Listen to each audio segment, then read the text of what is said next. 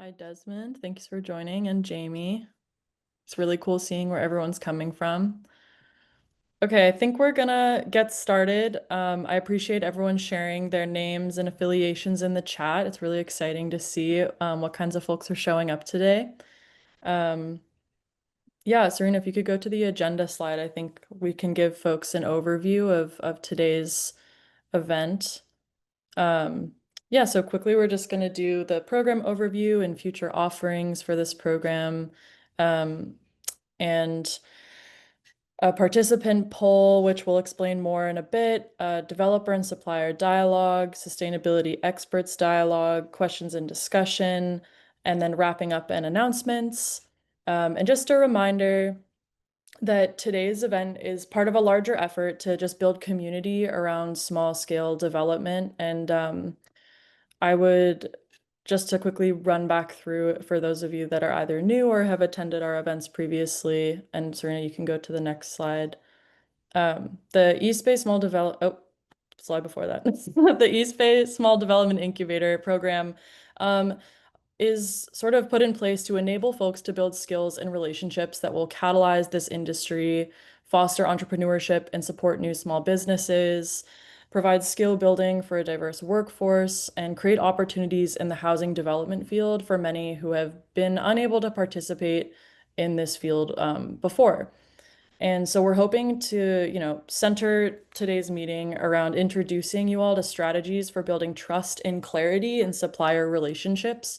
Walking into your local retailer or material supplier for the first time can be really intimidating. I remember my first time, I was very overwhelmed and a little unsure of myself and the questions I had. Familiarizing you with certifications and tools like Informed and Beam Estimator to assess and pursue your sustainability goals. There's a lot of information out there, and some of the nitty-gritty might be overwhelming and not immediately helpful for first-time project doers, but today our presenters are going to go over tools that are relevant and scalable to your projects. Yeah, we're just hoping to equip you all with the language and the confidence to ask any questions you have. Nothing is too big or too small.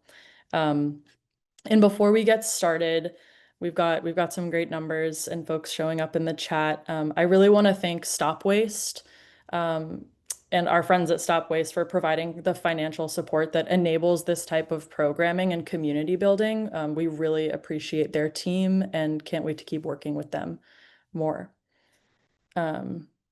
So we're going to move into the poll question portion of the event. I think we're going to do this short poll to bring some of what you, our participants today, are thinking into the conversation. We really love to hear from you, and there was such amazing engagement from participants in our last event in May. So for the first poll, um, which is going to pop up in Zoom. Oh, and yep, Odin popped it up. So please, consider what scale of small scale housing development you are currently involved in or aspire to be involved in. Oh, and people are already answering. That's great. So I'll just give you a couple or a few seconds, I guess, to answer that and read through it. Yeah, it's so interesting just seeing when you hear small scale development, what are the numbers that pop up for you? So this is really helpful for us to get a sense of what people are looking for. Great. Well, it seems like we've hit a good stopping point for responses. Um, we're at 65% participation. So if you haven't answered, maybe wrap up your responses. Um, oh, thank you.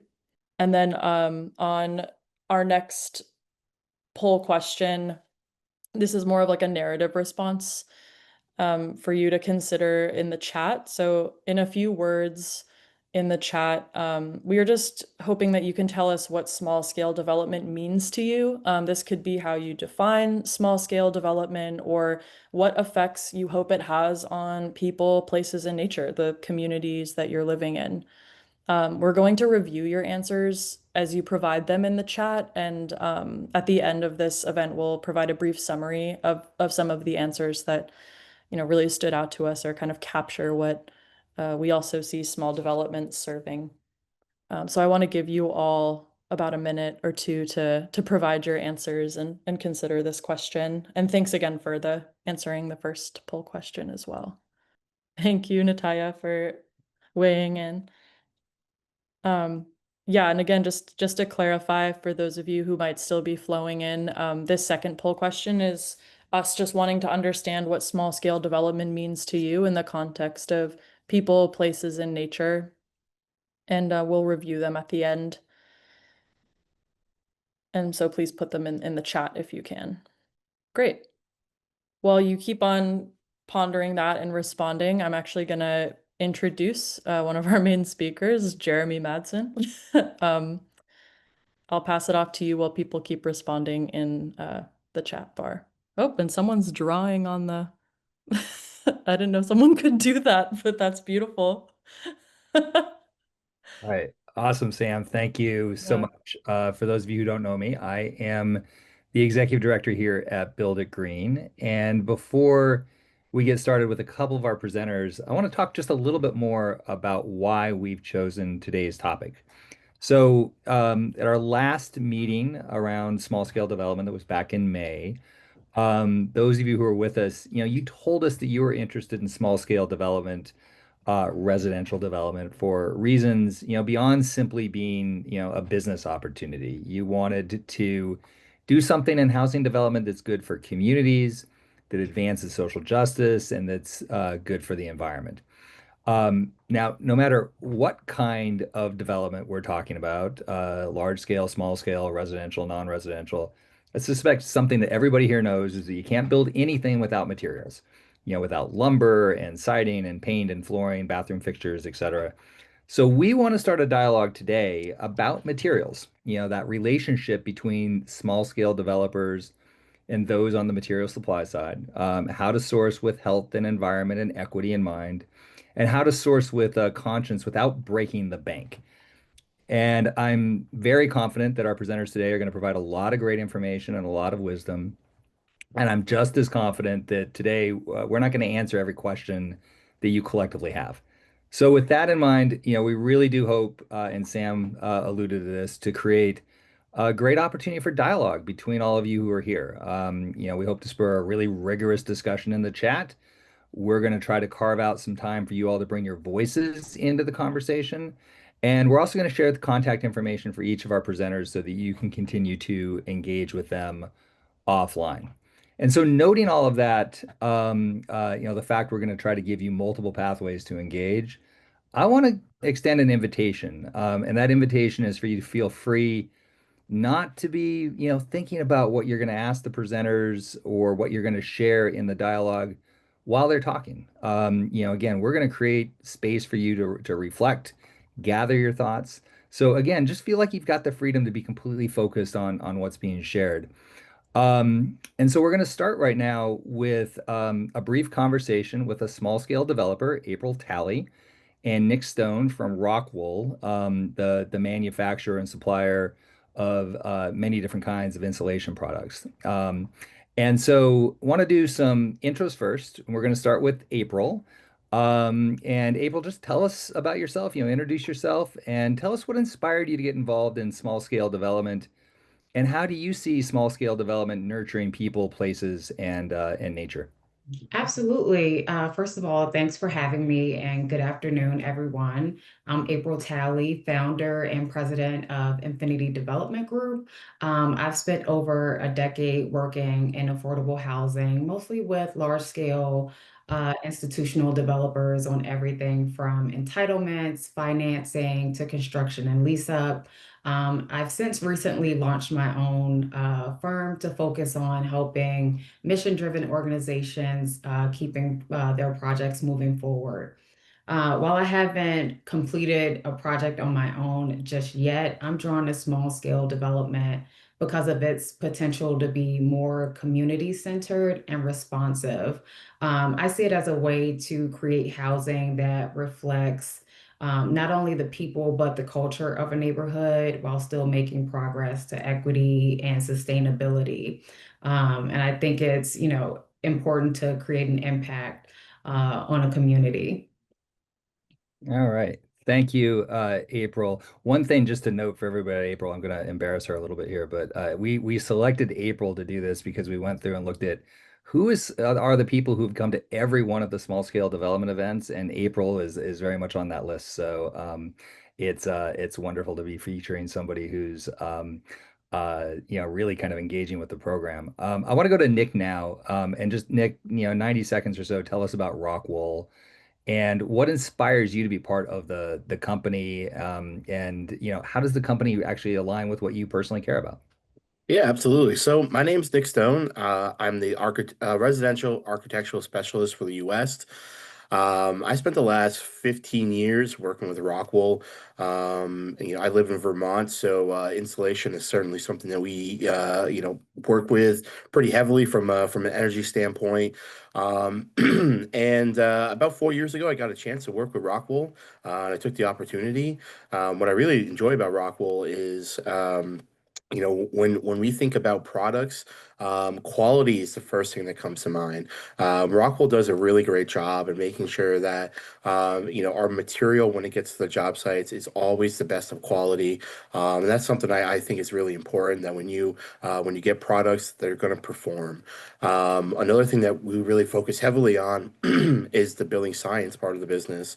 There's a lot of questions out there on how do I make my house perform from a thermal standpoint, from a vapor standpoint.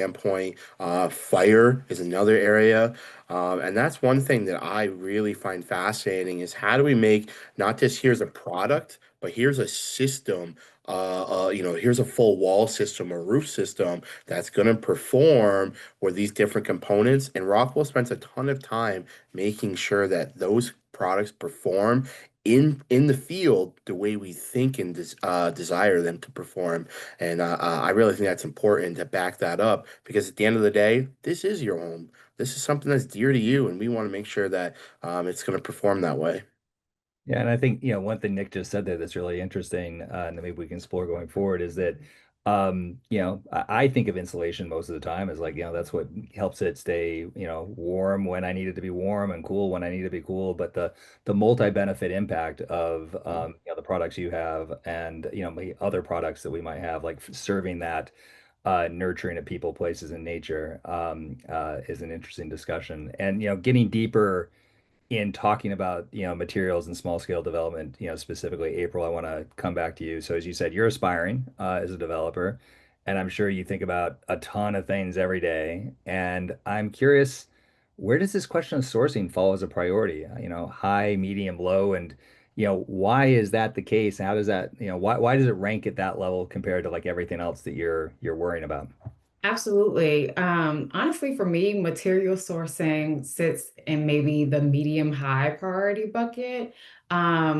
It's not the first thing that I think about, but if it's not planned well early on, it can be one of the first things that causes delays or cost overruns. And that's why I think it's very important. While the general contractor relationship is very critical, as a developer, I'm not sourcing the materials directly, so I rely heavily on the GC to be transparent, proactive, and realistic about, what's available, what materials are going to take time, and what alternatives might be available in the market that might still meet our design and budget goals. So I think having that trust and that clear communication with not just your suppliers, but your GC team is very important. Fantastic. And we're going to get a little bit more to like the broader ecosystem here in a second. But Nick, I want to, hear from you. So Rockwool, it's a relatively big supplier out there. You're in Vermont. You work all over the country. And so I'm curious, both opportunities and challenges. What do you see as like an opportunity for a company like yours to serve this, citizen developer, small scale developer industry? And then conversely, what are the challenges for you to connecting people with those people who are like, as April said, like trying to work really at that community scale? One thing I really think that, Rockwood does, really well because we're a bat material, it's practicality. We don't need to have a big machine that comes in. It's very simple tools to use. So you're using a serrated knife and a tape measure to cut and fit and install. So whether you're doing 1 unit, 12 units, I think one of the big things that's beneficial is flexibility. Because you don't have this massive force behind you that's just chugging along often. Sometimes, hey, the rain comes in. We need a little flexibility here to jump inside, do some install, then we're going back outside, maybe to do X, Y, or Z. So I think, the flexibility of being a bad product, the way we install, goes a really long way in kind of just making it more simple for the end user, and for, I say smaller. I think of 12 units is quite a good sized company doing that stuff. But in the bigger scheme of life, maybe that is a little bit smaller. But I think that flexibility piece meets that part of the dynamics really, really well. Yeah. And I want to, well, first of all, so that was the opportunity, challenges. What do you see as like, hard from where you sit, kind of working with the people who are like, maybe not 12 units, but the six, the three, the one. Honestly, it's misinformation. There's a lot of information that exists on the internet, and oftentimes, the smaller outfits don't have quite as much of a network to be able to pull information and knowledge from. So oftentimes, once I get involved, they're like, I had all these questions, and here's X, Y, and Z, and I was told this, and it was. It turns out not to be right. And so until I can kind of get in there and talk about the building science, talk about the fire hardening of those assemblies, and different things. Sometimes it's hard to get the correct information because zone 1 to 3, say you're in Texas and I'm in Vermont, those are radically different building designs. They are not the same. And a lot of the information comes from up north. There's not as much information about building science down south, so it gets confusing. And that misinformation tends to be a challenge for these smaller design teams. Yeah. You just said a bunch of things there that I find really interesting. I mean, one is you were talking about flexibility. I also put ease of use, that Mhm. product for somebody who's like, doesn't have all the resources in the world to do everything in the trickiest way possible.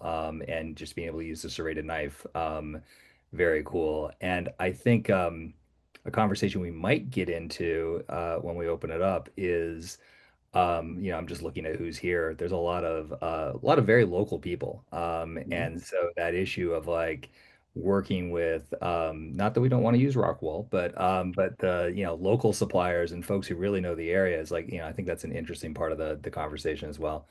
Um, so I want to come back to, something that April brought up, this relationship with others in the system, the general contractors, the retailers. And so Nick, I want to, actually start with you and talking about some of these other folks in the supply chain.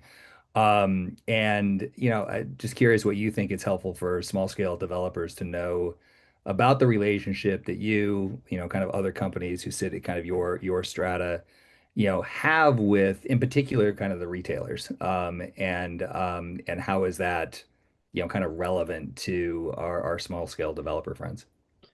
I would say that, what's kind of unique is we work pretty hand in hand. So in the bigger scheme of things, Rockwell is a relatively new product to the US. Globally, we've been around for a very long time, but to the US, it's a relatively new product. So because of our great fire resistant properties, there's a huge need for it. So we work pretty closely with our suppliers. So when they have questions, we can help with design, help with documentation. I would say that lumber yards are a great point of contact when, asking questions about our product. One thing that I find as a smaller developer, maybe homeowner, one of the things that's is daunting, as Sam had suggested earlier, when you walk into a supply house, that is like, we're moving material. You walk into a lumber yard, it's a little bit more inviting to ask questions and for them to get somebody like myself involved so we can help answer some of those questions. So I really like the lumber yard aspect for that reason. However, when you start getting to 12 plus, into that range, well, then those bigger supply houses, they start to make more sense because of a price point. So I really just depends upon what size you're at, to where you want to be shopping and the information you want to be gathering. Right. In April, let's chat with you a bit about this too.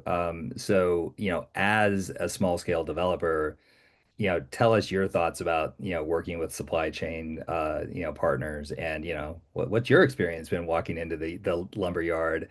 And I'm really curious, maybe just giving some advice to, these folks who are the retailers, or you said earlier, the GCs, what can you as a small scale developer do to help them help you? And your fellow partners who are in that same line that you are here.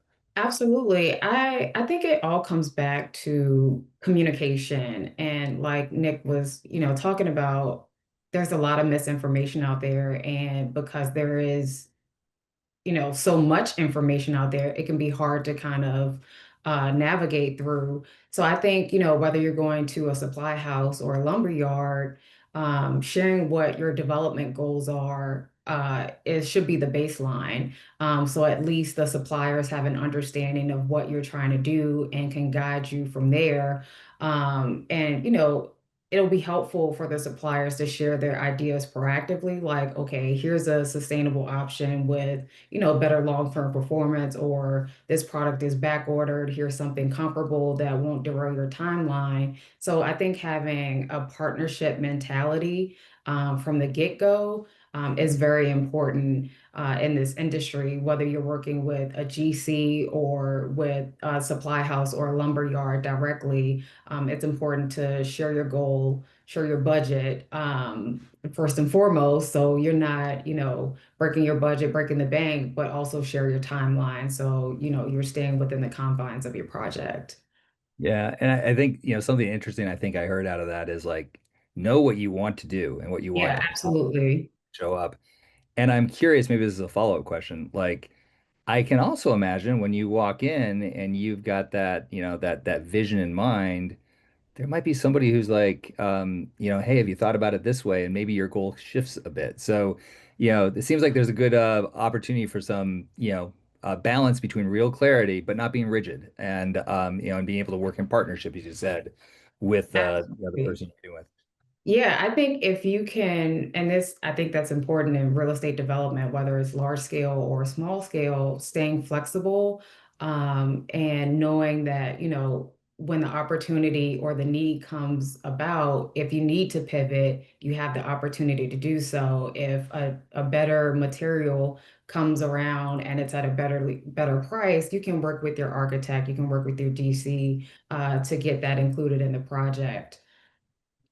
That's fantastic. All right, we are almost at time here. So, lightning question for you guys. If you like 30 seconds each. You just brought up cost, April. So, a lot of people on this call are trying to do things that are good for communities, environment, social justice, in an industry with really tight margins.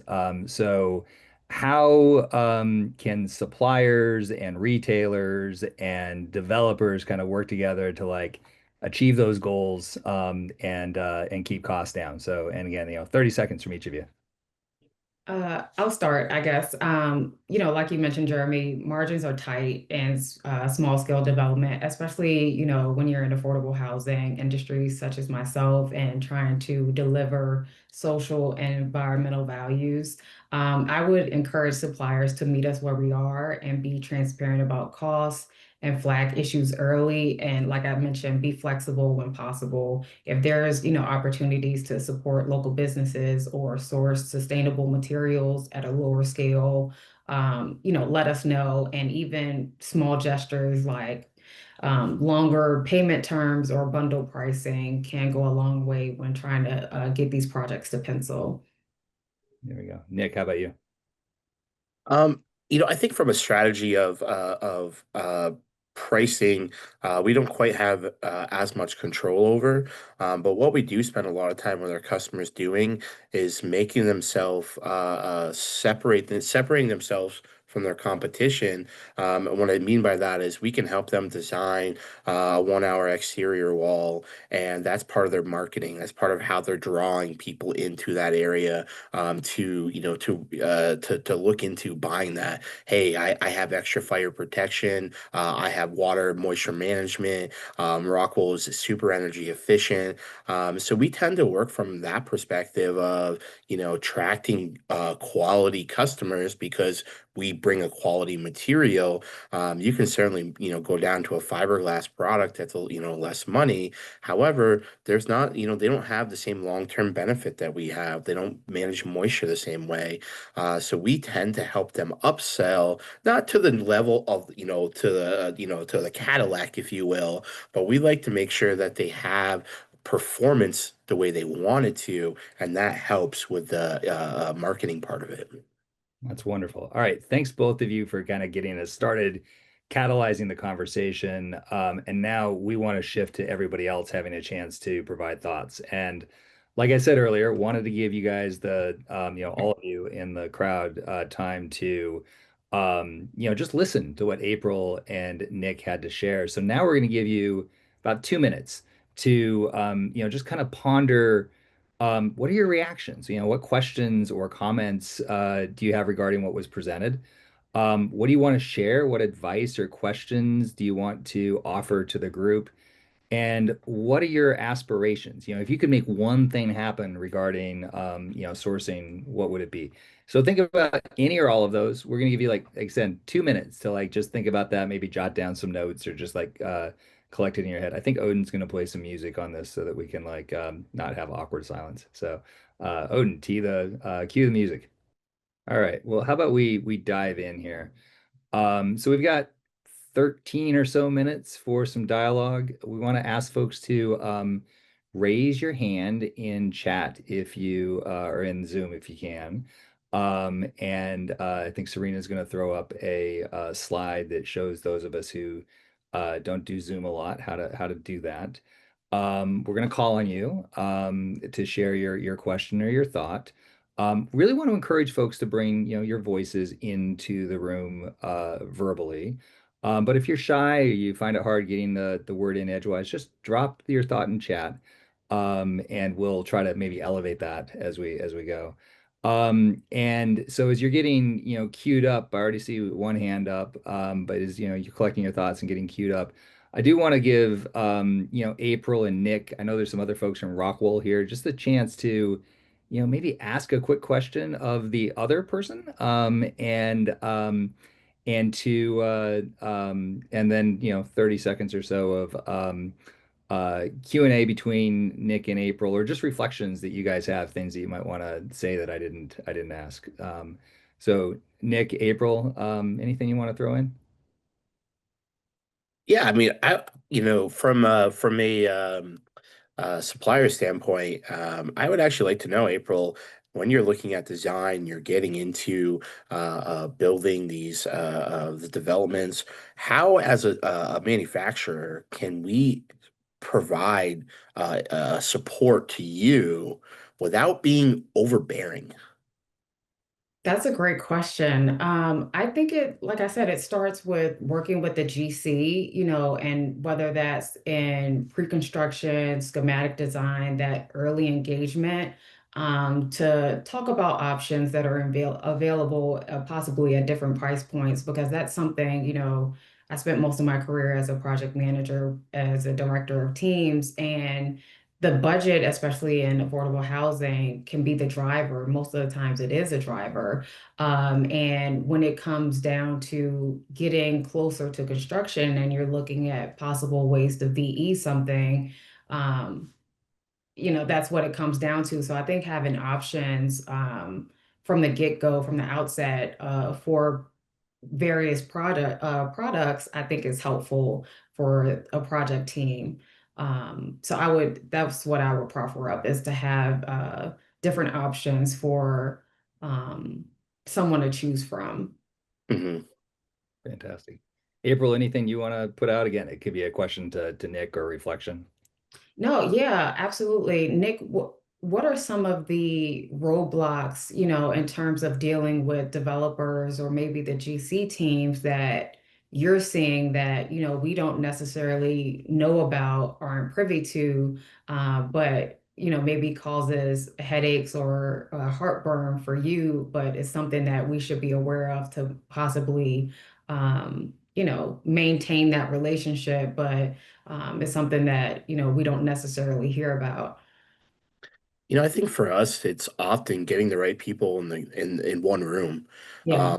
Oftentimes you have a designer, you have the GC, you have different components of it. And what I often find is if we're not all in the same room, we often miss the opportunity somewhere along that way, and it's really a team effort to make these changes, to make especially with these new codes that are coming into play. I think that's a real big part of this is that codes have put us in an area we're pretty unfamiliar with. Often from a design standpoint and from a installer standpoint. So by having us all in the same room, we can cross those hurdles as a team rather than independently of each other. And I think that team part is what's really shift in the industry.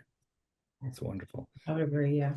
All right, Lonnie, you've had your hand up patiently, so let's go to you. I put it in the chat as well. The small guy quantity discounts happen for the big developers because of the scale they work at. And if we're going to foster and kind of nurture the small developers, the little nimble housing engines, working in our neighborhoods, I would love it if vendors and suppliers could offer discounts based on something other than quantity. Maybe it's how many times we've come back and done projects, quality of the material. So it encourages us to use something that's more sustainable because we get a deeper discount on it. Um, the, the thinking has to change from the supplier vendor side to start saying, how do we help the little guys? Because put them all together and they're actually the biggest developer we're serving out there. So I'd love to see different techniques for offerings for the small guys. It's really interesting. Um, so I know there's a lot that's popping into chat. But again, I was great to hear Lonnie's voice. Is there anybody else that's gonna dare to like raise your hand and put a question or a thought like what Lonnie just put out there, which I think is very provocative into the group. So let's give a little bit of space to see Hi. Jim raise his Hi. actual hand. So there you go. Yeah. Yeah, I'm in San Francisco, and I just was in an email chain yesterday with some people trying to find or someone suggesting a source for a kind of rolling skylight thing, which in San Francisco has become a big deal of how one accesses a roof deck without having a penthouse. And the local sources are ridiculously expensive, 35, 40, $50,000. And someone found a product in England that was, $12,000 or something. And it was like, oh, well, who's going to install it and who's going to maintain it and who's going to warranty it? And I just got thinking, I literally yesterday wired off $1,600 to China to get a roll-up door for my own office that the lowest bid of a comparative product was something like 5,000, and that $1,600 included tariffs and shipping. And for most people, that's a risk they probably don't want to take. They're wiring $1,600 to someone you don't know, which I did enough research where I felt comfortable. But as a developer, when can you take the risks that are necessary to find suppliers that actually can save you money? And this was an eye opener for me, in that you just start looking, and given all of the trade issues that are out and about these days in the media, there is so much product from China, and I think that it isn't necessarily always bad quality. And my guess is that the $8,000 roll-up door probably came from China anyway, just from a different supplier. So that's just a recent experience that just kind of thinking out of the box of where you get things. I'm curious, Jim, maybe it's just a question back to you. Like, how much effort did you have to put into, first of all, talking to the local suppliers and then Yeah. going to figure out the Chinese Well, thing?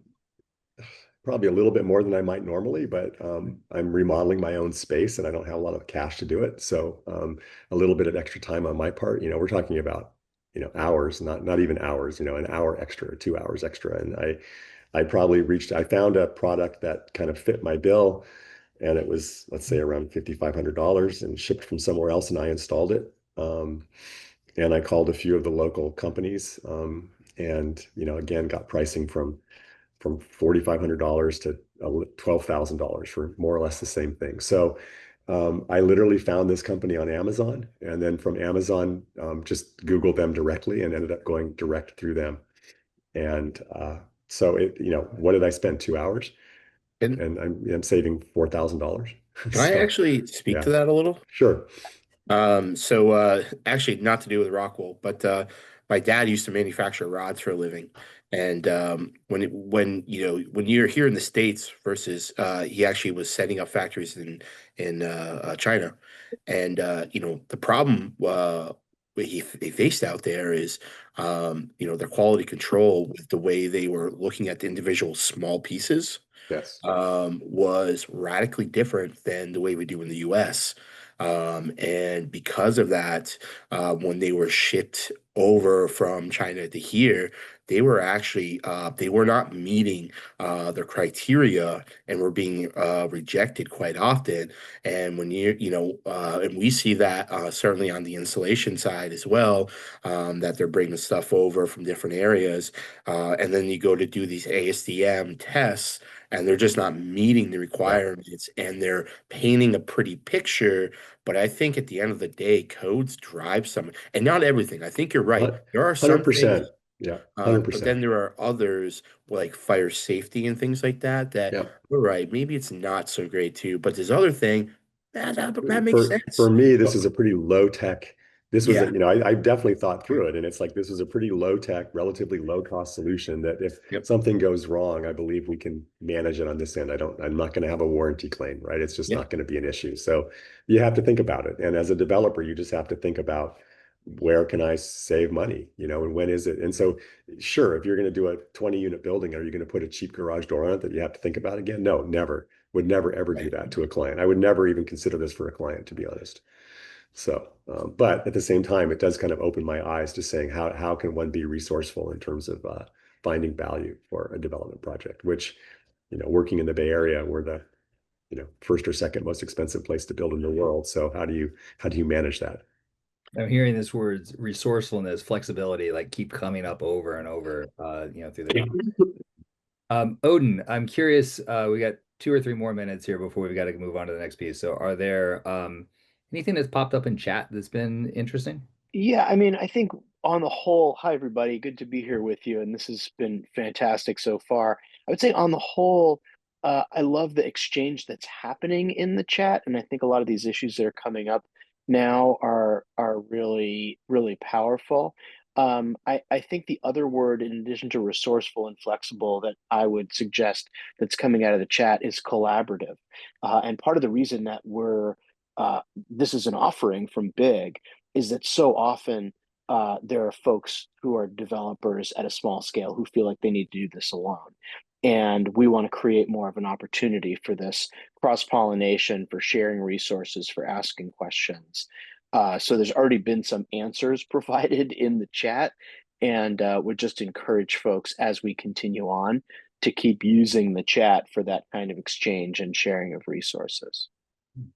And I'm going to ask, given what Jim brought up in the experience with China, I'm going to maybe throw a question open to the group here, which is, if anybody can throw out a experience that's the other direction, so like something that is sourced very locally, and how have you made that work? How is that like, what's been the price implication, et cetera. So I don't know if there's somebody who might want to raise their hand on that or to call somebody out here. I know I think I saw Martin Twer from the Watershed Center pop in here. So Martin, I don't know if you want to talk about like more local forest products. But anybody have any thoughts on that? Yeah, There's Martin. I could. Thanks, Jeremy. Yeah, I mean that's what we partially do at the Watershed Center, especially over the last few months and going forward for the next few years, trying to establish local supply chains, see where the challenges are, where are they actually the producers in the state.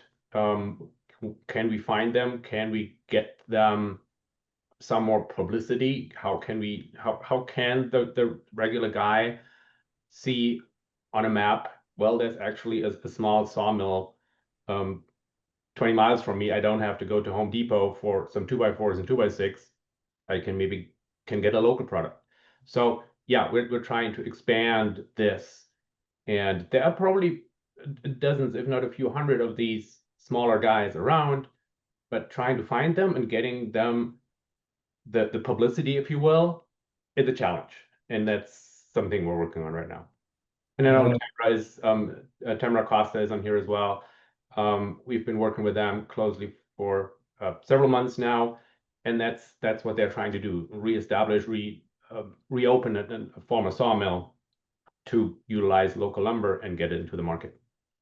And I know we've got to move on, so I'm going to turn it back over to Sam here in just one second. But I'm, to put two and a couple things together, thinking about what Lonnie brought up earlier of like, are there ways that we like, combine like the purchasing power of, multiple small scale developers? And is there a potential relationship with folks like the folks that Martin was just talking about, to, kind of create a supplier for the small scale developers, but also the customer at a scale that would be really helpful to that particular supplier. So I think there's some interesting things to play with there. But this has been really awesome, and really appreciate again April and Nick for getting us started. And I want to turn it back over to Sam. Yeah, thank you, Jeremy. I don't want to go too far off script, but I just want to say that I just get really excited in the chat seeing everyone kind of bounce off each other and provide resources. Lonnie, you're 2 steps ahead of the game. This next section is about yeah, ways to center, morals, goals related to sustainability in material selection. Um, and if Serena, you could pull up the slides. Great. Yeah, so before we move on to our sustainability professionals, I'm just going to quickly share some commonly seen and used certifications and labels. Also, just validate for those of you newer to this and even those that are very well seasoned that the amount of tools for tracking sustainability or goals when you're building a project or putting together like a material palette, it can be super overwhelming. These tools that I'm going to be showing you are kind of the big hitters, and I don't have everything on here, but kind of the cornerstones of sustainability practices at a larger scale. In my past life, working on mid to large scale development, just basically documenting LEED and WELL and ILFI credits all the time. I'm just all too familiar with these at a very large scale, but I actually don't have a lot of personal experience at a smaller scale with them, which I think Chris and Priya will dive into. Um, and I think the goal here is to familiarize you with what you will likely encounter the more that you start to research materials and sustainability. And I think at the very least, it's good to have a sense of what they are so it doesn't trip you up or send you down like a completely unnecessary rabbit hole or maybe not scalable to the type of project you're trying to do. I think Priya and Chris will be able to speak to what tools and knowledge will benefit you in small scale development in a few minutes. I'm just going to cover, in an effort to not overwhelm you with overwhelming information.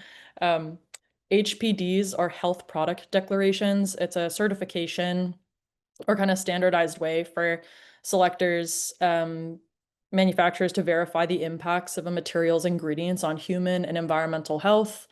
In EPD, environmental product declaration, this points more towards the carbon intensity or performance of a material through its lifetime. There's different types of them, like type 3 is usually a third party has verified this for a producer. So one might argue that's more transparent than if they're internally reporting their carbon intensity.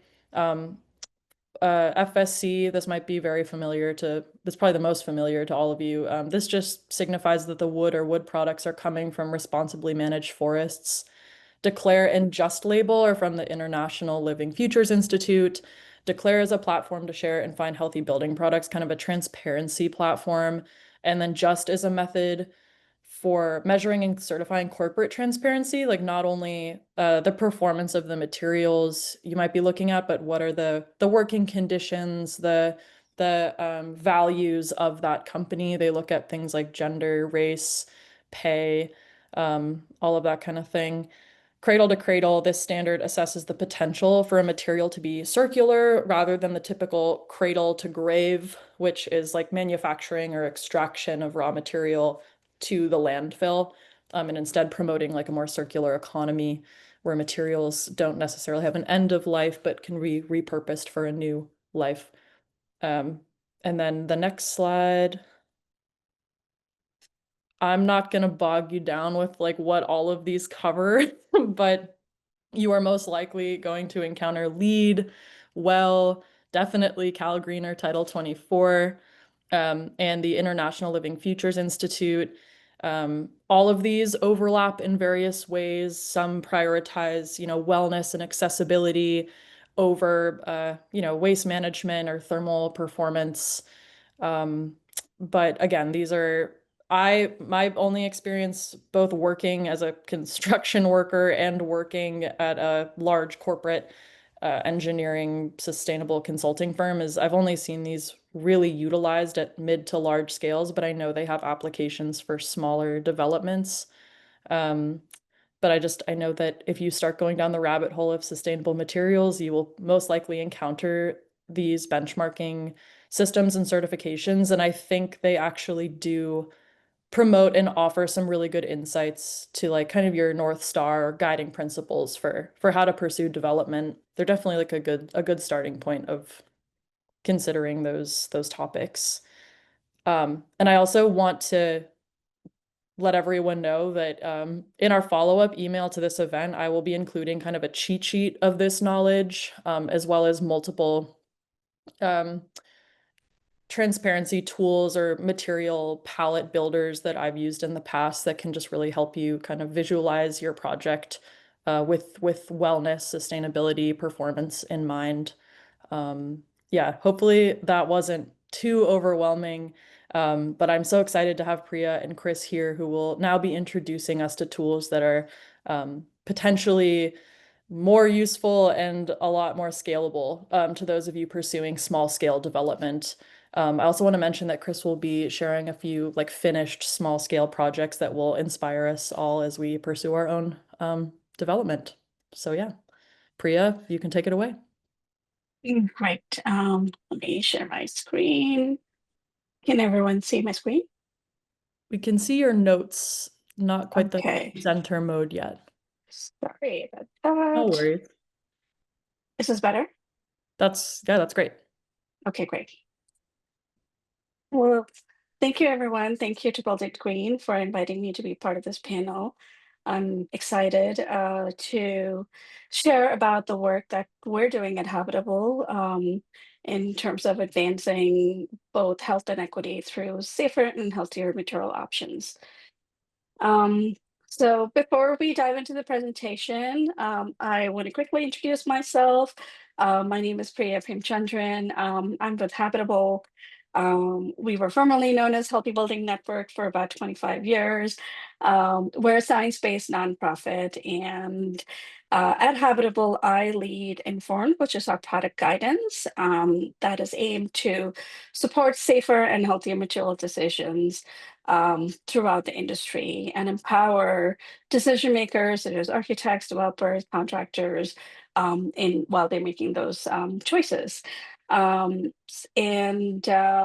My background is in architecture and engineering, and before I joined Habitable, I spent about 15 years in the industry, primarily focused on large development projects. And in all of those projects, I have firsthand experienced a lot of the challenges that we were talking about just a little while, a little bit for this, when it comes to balancing sustainability alongside cost and performance and client expectations. And so at Habitable, our work is dedicated to helping, solve for these challenges and enable you all to find the solutions in the work that you do.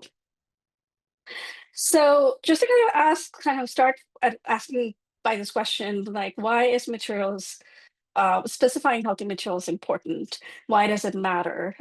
It matters because buildings are making us sick. And a key reason for that are the materials that we use to build the spaces that we live, work, and play, which are predominantly made of toxics. In 2024, we did a study that you can see on our website, the report and the findings from that study. And in the study, we looked at about 36 affordable housing projects across Minnesota. And we did an analysis of about 600 products that were used in these projects. The result from the study was that 70% of the products that were used were either red or orange ranked using the informed guidance. What that means is basically these products have some of the worst in class of chemicals from a material health perspective. Now, these products are not just unique to affordable housing. These are the same products that you will find in other building typologies such as schools, healthcare, office spaces, etc. So the question I would imagine you're asking is that how do we get here? Like, what is the reason for this?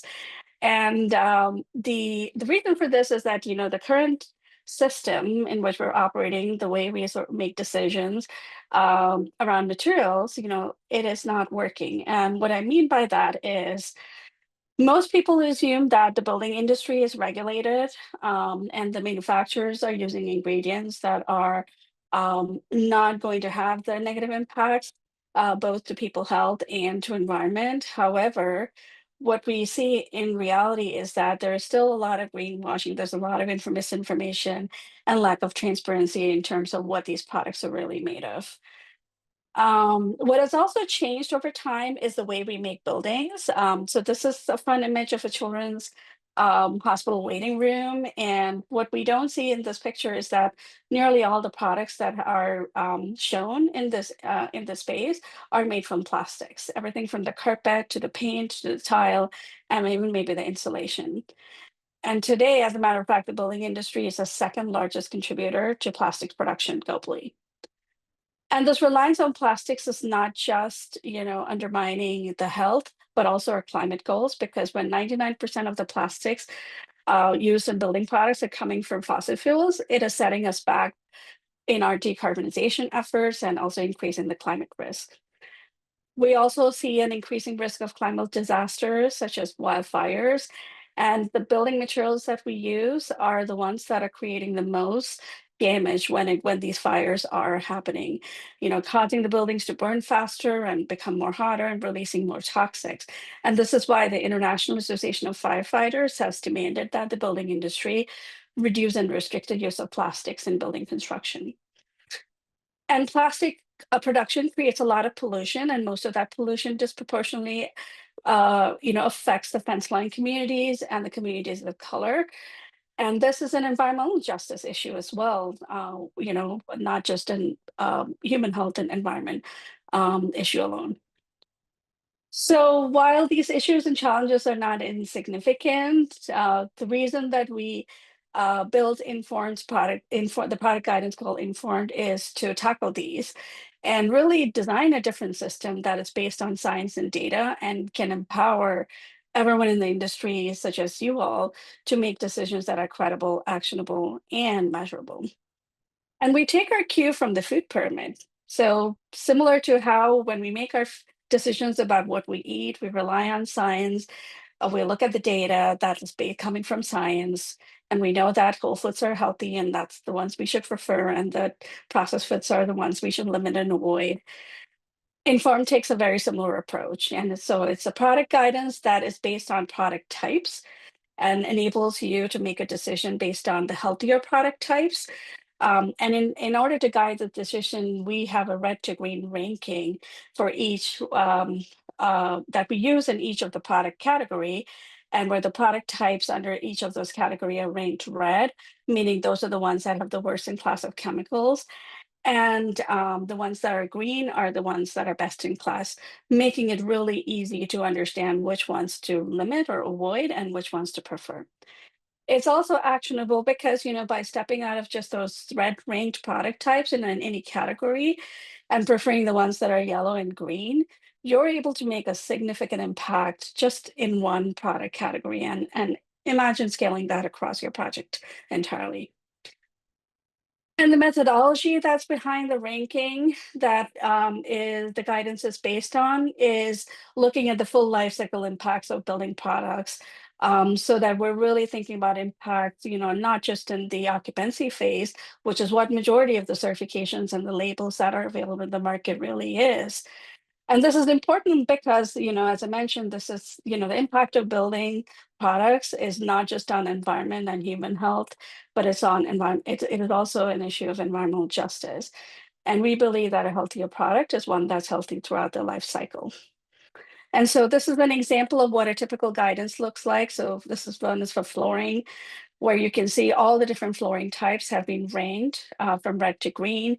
And so by choosing, the options that are in the yellow and green, you can be certain that you're choosing the healthiest of options in this particular category, even before you decide on which manufacturer's product you're selecting. And when it comes to selecting healthier products, material health is not the only attribute, right? I mean, embodied carbon is also just as important. And so it's important, and when we do make decisions, it's important that we don't do these in silos, because but because, there is a potential for unintended consequence, such as in this example, where you see what the options in the left in blue are the options that are better from an embodied carbon standpoint, but from a material health standpoint, these are some of the worst, and these are the product types that someone has some of the most hazardous and toxic chemicals, and therefore would not be preferred. So considering both those criteria at the product type level really helps to identify opportunities that are healthier, but also have low carbon impact overall. So we currently have guidance on 18 product categories that you can go on our website, and each of the product categories have all the product types listed, and that has been assessed and ranked using the methodology. And Informed is used widely today in the industry. We have many firms, architecture firms, developers, owners who are already using this to guide their decisions, and it's integrated into third-party green building standards and as part of workflow tools. And these projects are not only able to make decisions, but they're also able to measure, the impact as a result of those decisions. So this is an example of an affordable housing project where a decision to change from a LVT flooring type to linoleum was able to eliminate over 1 ton of toxic chemicals. So that's contributing not only to the health of the people of that space, but also the environment, and through all those communities that are impacted through the supply chain. So in closing, on your next project, here are the 3 simple steps that would help you start on this journey for selecting better products. Start by having a simpler materials palette and use less materials where possible. The lesser the materials, the lesser the challenges, and the second step is to reuse as much as possible, because as we say in the green building community, the greenest building is the one that's never built. The same applies to materials as well. And then when you do choose new materials, rely on science and data, and use tools like Informed to identify what are those safer and healthier options much earlier in the design process, so that you are setting your project on a path to really make better and safer choices. That's it for my presentation. Thank you for your time, and I look forward to hearing questions. Yeah, Priya, that was incredible. That's a lot of important information, and I myself have like 16 questions buzzing around in my head for you. And I do want to be mindful of the time and give Chris space to present on his tool as well, and then save some questions for afterwards and create some dialogue between the both of you. And Chris, that's you. Oh, okay. I am going to, if it's okay with everybody at Build It Green, I'm gonna put up a slide that I didn't show you, but I think it's really relevant to this conversation, and I would really like to sort of share it as a great way, because I think it ties in with everything that we started with at the top of the presentation and what Priya just presented. So if that's okay, I'm going to just quickly show you this, because so I'm here to talk about the embodied carbon side of all of this, and the beam tool, which is a tool that I developed. But if I can like take one step back, I'd like to sort of talk about how the beam tool came into being. And it came into being because I was running a small design build firm, and sort of from our early days in the mid 90s, really wanted to move away from green building being sort of like this bit of a mushy, feel good, but easy to greenwash over thing, to something that we could measure. If I'm going to tell my clients I'm doing either something better for you and or for the environment, I actually want to be able to demonstrate to you what it is we're doing and how we're measuring it. And so I think what April was saying about sort of like knowing what you want in the project made me think of this criteria matrix. And this is something that we used with our clients. And it's I haven't been building for a number of years now, so it's a bit old, but the reason that I started looking at embodied carbon was because we were trying to be very holistic about how we are approaching green building, and knowing that it has to do with environmental health, human health, energy efficiency, the amount of waste that's generated. There are all these factors, and then there are just factors that you need to consider whether you're doing a green building project or not, like code compliance and costs and labor, who's going to do it, and how long does it last. And so what we realized in our building company was that people often came to us with a notion of what they wanted to build and a notion of what they thought was green. Like, I want a solar home. I want a straw bale home. I want like an underground home. Whatever they had seen or read something, they had this idea, but what we always wanted to do is peel people back from that notion and try to find out, kind of try to be the like annoying 2-year-old child in the room and say, why? Why do you want a solar home? Why do you want, whatever it is?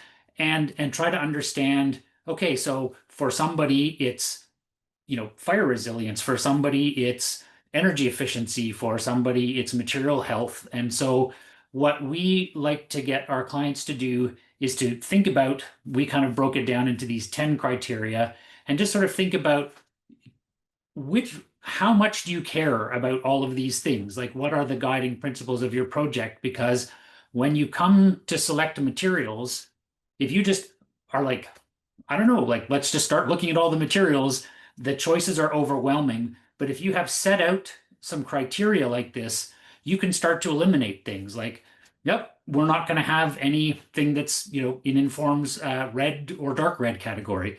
Poop, like a whole bunch of things disappear off your choice list.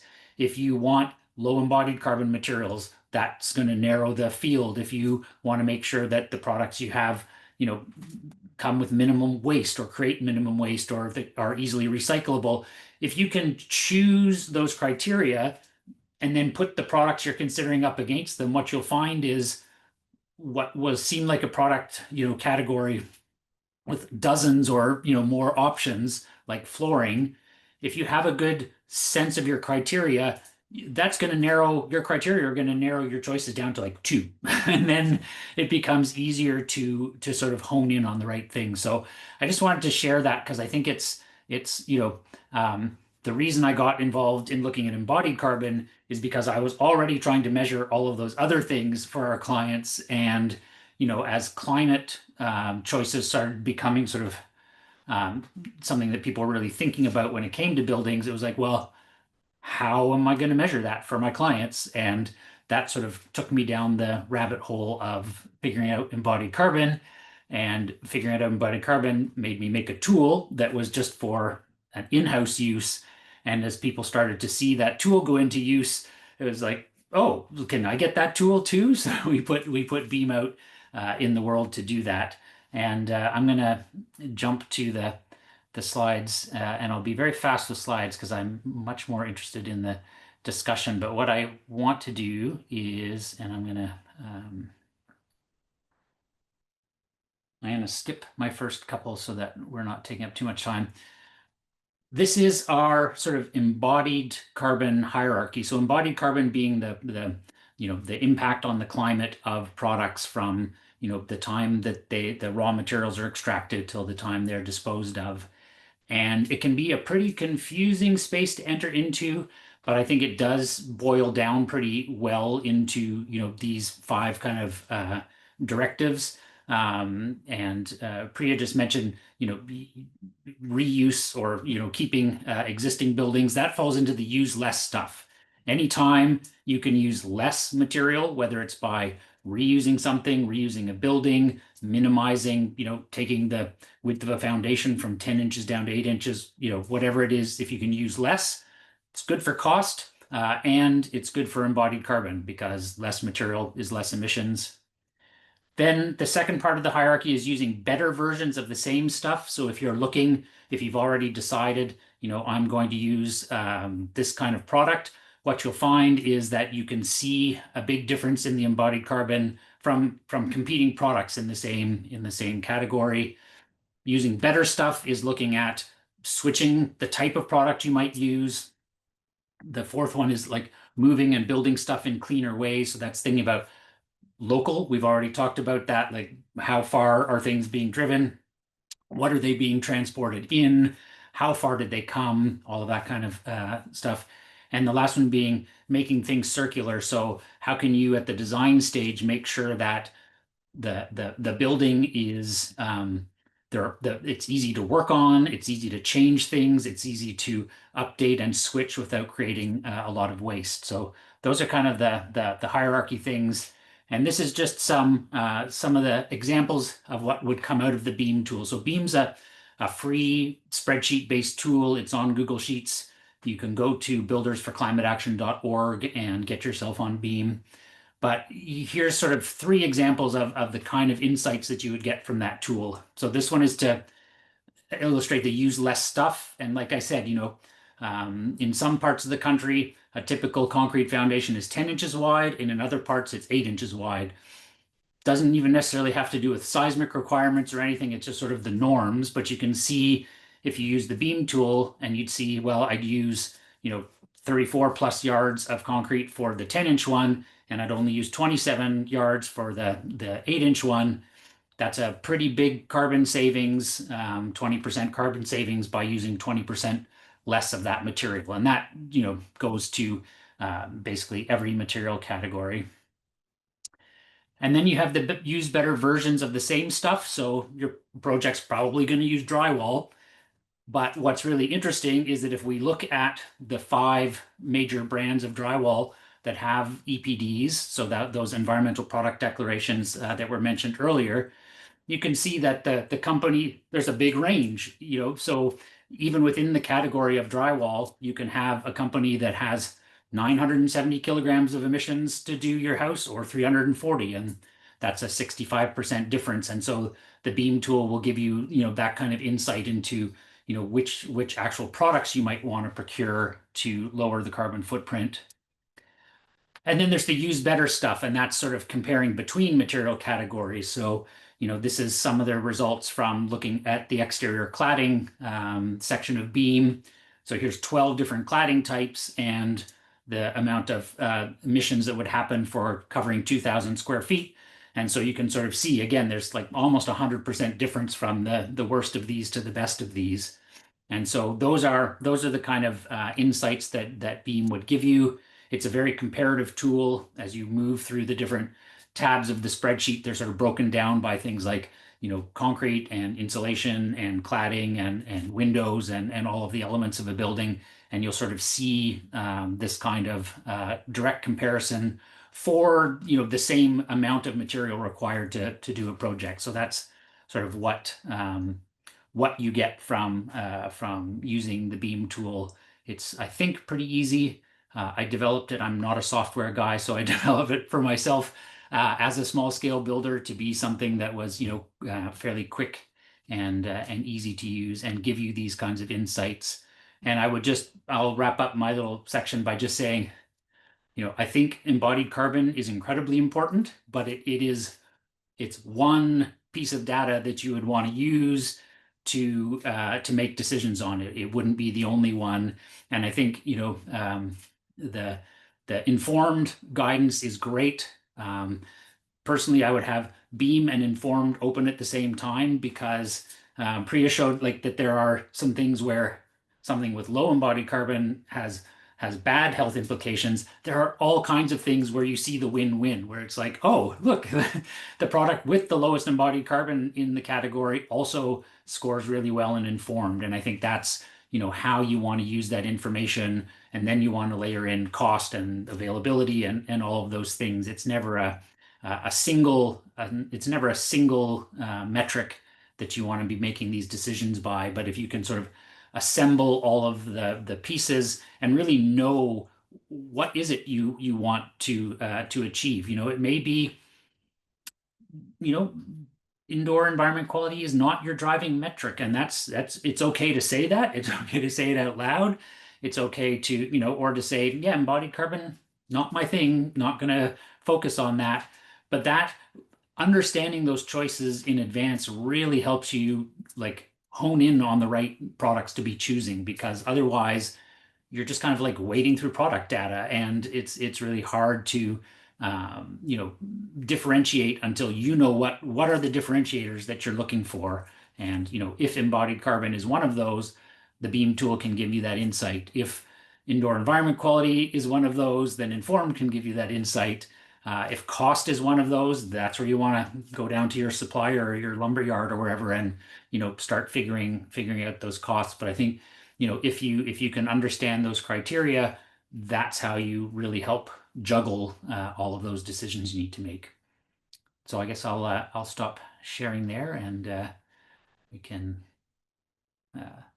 Yeah, that's back over to you. incredible, Chris. Thank you for that information. It's an incredible thing to see how Beam and Informed can really layer and create like a narrative of priorities and just care for how projects will impact your health, your family's health, and your community. I think there's also, I'll say this and then move on to creating some interaction between all of you because I'm curious to know what Nick and April might be thinking. But yeah, there's also this delicate balance of not over assigning blame to yourself. If you just need to get that ADU built, it might be hard to prioritize everything and make everything work, see what's available. So yeah, again, be gentle with yourselves with all this information. And for those of you that are very well seasoned, I hope you're gentle with yourselves too. It's a lot to balance, it's a lot to prioritize. And a lot of these larger industry shifts like should be happening at much larger scales. And so if you just need to get that ADU up, do your best is kind of how I feel. And I think if I can just jump in there and add, Yeah. like, do your best, like, and there are certain places where some of those criteria might matter more or less, right? Right. Like there are some high embodied carbon products, but you're only going to use this much of it in the building. So Yeah. whatever, there are some Scalability for products sure. that have, really bad chemicals in them, but they're outside the building and they're fairly small. Like maybe don't worry there, but Yeah. paint, flooring, like the things you're exposed to, Yeah. really pay attention to the health. Yes, totally. Insulation, cladding, things that you use in really large volumes, that's where you Mhm. might want to pay attention to embodied carbon. So Yeah. you don't have to be the best in every, Right. for every product. It can be, pick the ones where those impacts are going to matter the most too. Right. I was on a project once where the embodied carbon or thermal performance of glass was so high, but they had to fly every pane of glass from Germany individually to the US. And it was like, well, that didn't really seem worth it to me. But anyway, Nick and April, I would really love to know, like after listening to Priya and Chris, like kind of April from your developer perspective, what makes these tools like immediately useful to you? And are there any changes or like advice you have for the folks who develop these types of tools as a developer who just like is working in a different way with buildings. And Nick, similar question to you from a Rockwool perspective. What's your take on these tools and navigating certification processes and transparency, and any advice you'd like to offer? So April, let's start with you. Yeah, no, I thought this was an excellent presentation, both from Chris and from Priya.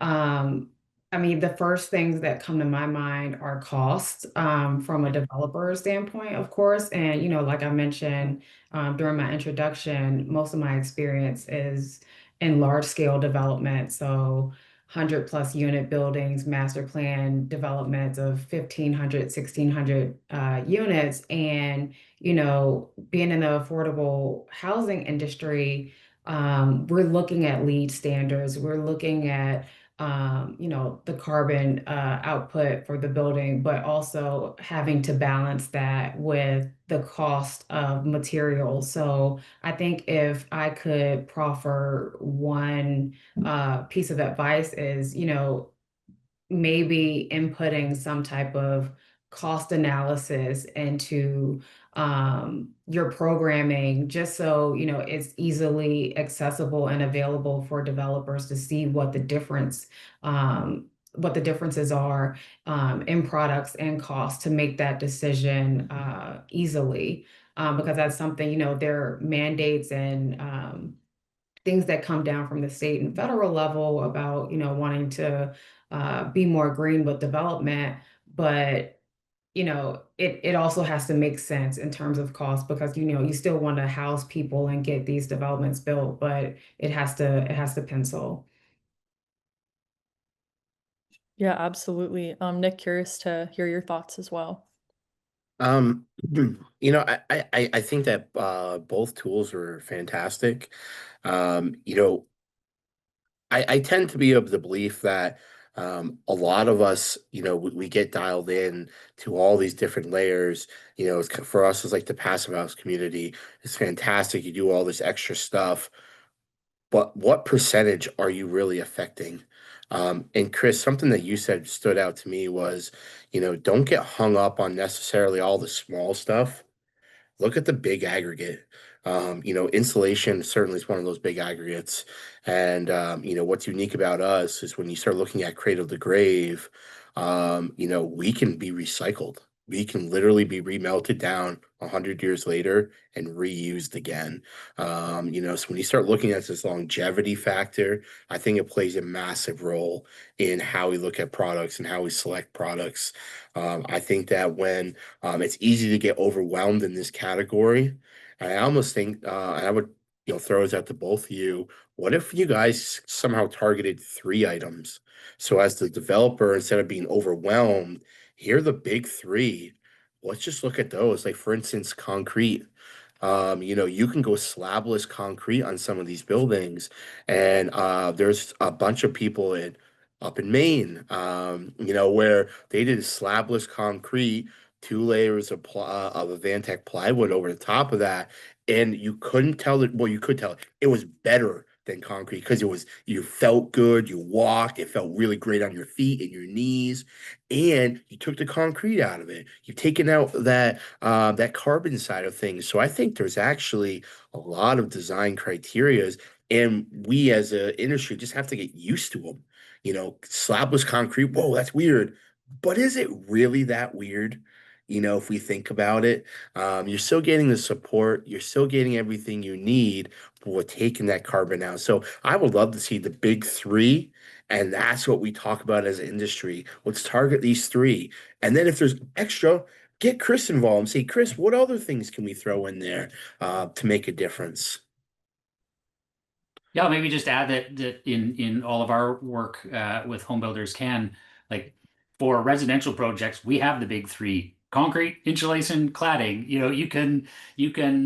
And then if you add all the interior finishes together, they're about the same as those categories, but individually they're much smaller. So yeah, I mean, and what you just described with the slabless, the concrete free slab, that's the perfect example of the use less stuff. If concrete's typically about a third of the carbon footprint of a building, of a residential building. And so I mean, that's huge. You could have really high embodied carbon in all kinds of other places, but if you really, either get rid of a lot of concrete, don't use it, or use a really low, carbon concrete, like you've probably done more than you can do in all of those other areas. And so I think that's one of the great uses of the beam tool, is that you see that, like you can model this building with concrete, without concrete. You can sort of put different options up beside each other, and kind of see how that looks, and sort of see the scale of those things, like where can I make a big difference, and where can I just forget about it. And I really think that's, again, coming back to this team idea. As developers, it's important to build that team and getting somebody like Chris involved, myself, for you, April, being the leader. If we can get all of us together, we can really hone in these details quite quickly, I think. Chris, I think you would agree with me that we can get to this bottom line, but it is a team aspect. And I think that's a great note to maybe pull in the rest of the team here. So we've got about 4 minutes left. So I want to see if there's one burning question or one burning comment from the audience out there. I want to open it up to do that. So again, just like raise your electronic hand, raise your non-electronic hand, or just start talking if there's again a thought or a question that's out there. And it can't be from Sam and Odin.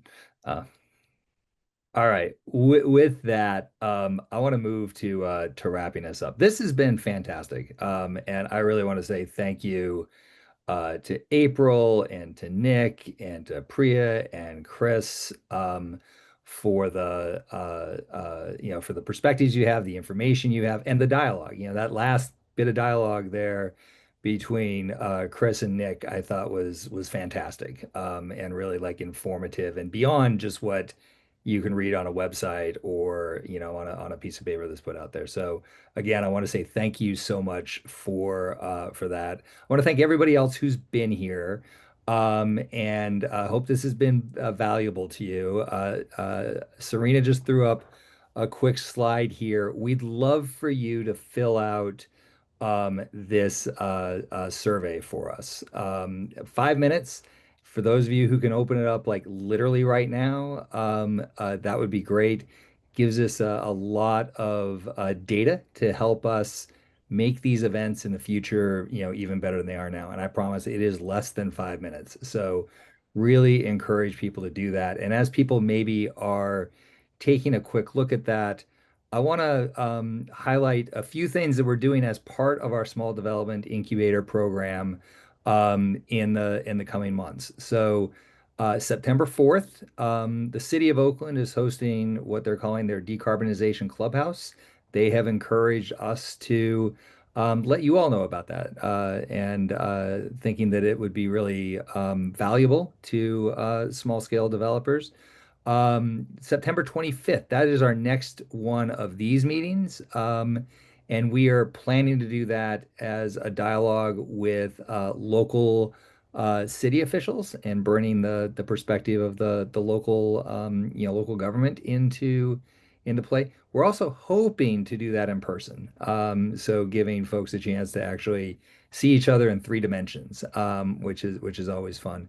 And then finally, for those of you who have been involved in some of our other events earlier in the year with our friends at Incremental Development Alliance, we're hoping to host the boot camp that they do toward the end of the year. That would be for folks who have a project, want some kind of really like hands-on technical assistance getting there from both IncDev and from us. All of these are going to be, there's going to be more information on them forthcoming to some degree in the follow-up email that we're going to be sending out here probably early next week. So with that, like I said, just be on the lookout for all of this. So do that survey. And the other thing I'd love to do is, this is Build a Green tradition.